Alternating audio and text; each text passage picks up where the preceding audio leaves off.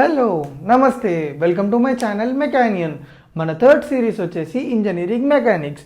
మన థర్డ్ సిరీస్లో 15th video వచ్చేసి వెరీ ఇంపార్టెంట్ కాన్సెప్ట్ ఏంటంటే moment of a force. So ఈ కాన్సెప్ట్ చాలా ఇంపార్టెంట్, మీరు చాలా జాగ్రత్తగా వినండి. ప్రాబ్లమ్స్లో కూడా మోస్ట్లీ మనకి ఈ కాన్సెప్ట్ మనము వాడతాము, ఓకేనా? సో ఇప్పుడు మనము మూమెంట్ ఆఫ్ ఫోర్స్ డెఫినేషన్ని చూద్దాం. సో డెఫినేషన్ వచ్చేసి it is defined as product of magnitude of force and perpendicular distance from the line of action of force. So ఏమంటున్నాడు, ఫోర్స్ ఇంటూ పర్పెండిక్యులర్ డిస్టెన్స్ అని అంటుండు. సో దీన్ని మనం ఇంకా డీటెయిల్గా అర్థం చేసుకోవడానికి మూమెంట్ ఆఫ్ ఫోర్స్ మీద ఒక చిన్న ప్రాబ్లం చేద్దాము. సో ఈ చిన్న ప్రాబ్లం చేస్తే ఏంటంటే మనకి ఈ డెఫినేషన్ ఇంకా బెటర్గా అర్థమవుతుంది. దాంట్లో కొన్ని రిలేటెడ్ టర్మ్స్ని కూడా మనము డీటెయిల్గా అర్థం చేసుకోవడానికి ట్రై చేద్దాం. సపోజ్ ఇది ఒక బార్ అనుకోండి. ఇప్పుడు ఈ బార్ మీద ఒక ఫోర్స్ యాక్ట్ అవుతుంది ఏ డైరెక్షన్లో, మీదికి. సో ఆ ఫోర్స్ మ్యాగ్నిట్యూడ్ ఎంత, 6 న్యూటన్. సో ఇప్పుడు ఈ point of application of force నుంచి ఈ పాయింట్ ఏ వరకు డిస్టెన్స్ ఎంత, 7 మీటర్స్ అనుకుందాం, ఓకే. ఇప్పుడు నేను మూమెంట్ కనుక్కోవాలనుకుంటున్నా. మూమెంట్ కనుక్కోవడం అంటే ఫస్ట్ మనం ఏమనుకోవాలంటే about which point we are trying to find out moment.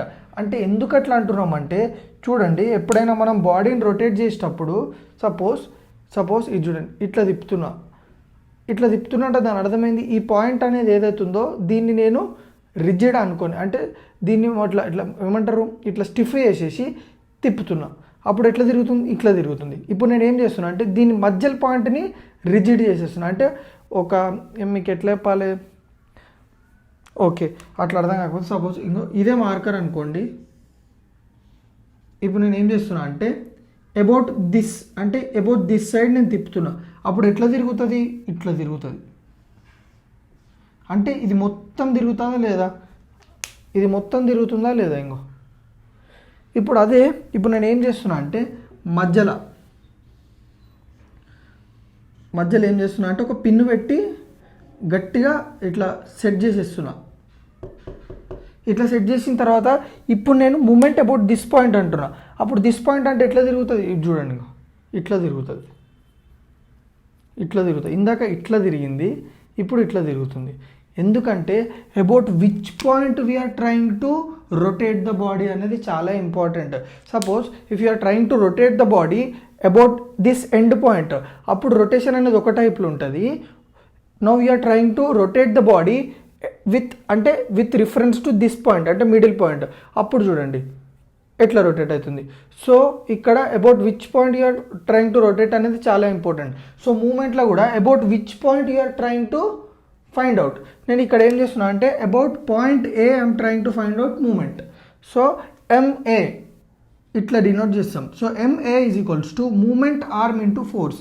So ఈ మూమెంట్ ఆర్మ్ అంటే ఏం లేదు, పర్పెండిక్యులర్ డిస్టెన్స్, దానికి ఇంకొక పేరు. సో మూమెంట్ ఆర్మ్ అంటే ఏంది, మీరు చూడండి, line of action of force నుంచి పర్పెండిక్యులర్ డిస్టెన్స్నే మనం ఏమంటాం, మూమెంట్ ఆర్మ్ అంటాం, okay. Line of action of force ఎట్లుంది, ఇక్కడ ఉంది. సో ఈ line of action of force నుంచి పర్పెండిక్యులర్ డిస్టెన్స్ ఎక్కడికి, ఏ పాయింట్ నుంచి అయితే నువ్వు మూమెంట్ కనుక్కోవాలనుకుంటున్నావు అక్కడి వరకు. సో ఇక్కడ నుంచి ఏ పాయింట్ దగ్గర అయితే మీరు మూమెంట్ కనుక్కోవాలనుకుంటున్నారో అక్కడ వరకు. సో ఇది వచ్చేసి moment arm or perpendicular distance. So MA is equals to moment arm into force. Moment arm ఎంత, 7, ఫోర్స్ ఎంత, 6. So MA is equals to -42. -42 ఎందుకు వచ్చింది, ఇక్కడనే మనము మూమెంట్ ఆఫ్ ఫోర్స్కి డైరెక్షన్స్ కన్సిడర్ చేస్తాము. సో డైరెక్షన్స్ అంటే ఏంటి, దాని మూమెంట్ ఆఫ్ ఫోర్స్ సైన్ ఎట్లా డిసైడ్ అవుతుంది అంటే దాని డైరెక్షన్ని బట్టి. Suppose moment about A because of this force, అంటే ఈ ఫోర్స్ వల్ల ఎట్లా మూమెంట్ అనేది ఎట్లా క్రియేట్ అయింది, మీరు చూడండి. ఇప్పుడు ఈ ఫోర్స్ వల్ల బాడీ అనేది ఇట్ సైడ్ మూవ్ అవుతుందా, ఇట్ సైడ్ మూవ్ అవుతుందా, మీరే చెప్పండి. ఇట్ సైడే కదా మూవ్ అయ్యేది.